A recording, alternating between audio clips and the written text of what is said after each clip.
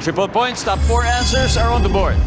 Magbigay ng salitang pwedeng mag-describe kay Andres Bonifacio. Marty, Matapang. tao. Matapang. Siyempre. Marty, pass or play? Final round. Play. Okay, let's go. Andres Bonifacio. Si Andres Bonifacio ba ang magsasalba sa inyo, Diyos? Salitang pwede mag-describe kay Andres Bonifacio. Go. Matalino. Matalino. Nandiyan ba yung matalino? Wala. Lua. Malakas. Malakas. Sa kalam. Nandiyan ba? Wala rin. Pwede na kayo mag-huddle. What? Relax, guys.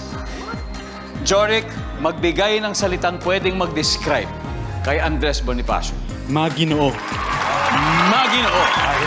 Ang sabi po niya ay Maginoo. Nandiyan ba yan? Wala rin. Madali na lang to. Melvin, salitang pwedeng pang-describe kay Andres Bonifacio. Pilipino. Filipino, Von. Bayani. Bayani, Charlie. Mahirap eh. Mahirap lang si Andres Bonifacio eh. Mahirap. Oo, mahirap. diba? Mahirap lang siya eh. Mahirap.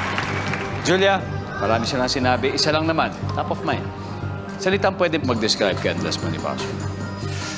Bayani. Bayani. Bayani.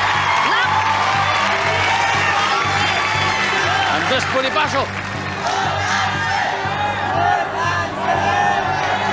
Ang sagot nila ng Andres Bonifacio ay Bayani. Pasok kaya para maiuwi nila ang 100,000 Yes! na possible na maging 200,000 for tonight. Bayani!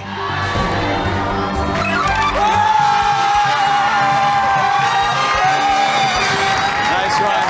Nice one, guys. Good game. Pero tignan natin. Sabay-sabay po natin tignan number 4. Baya. And finally, number 3.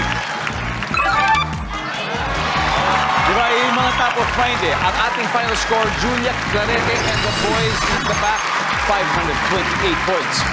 Over October 41, pero syempre thank you dahil mag-uwi pa rin kayo ng 50,000 from Family Feud. Palakpakan po natin sila.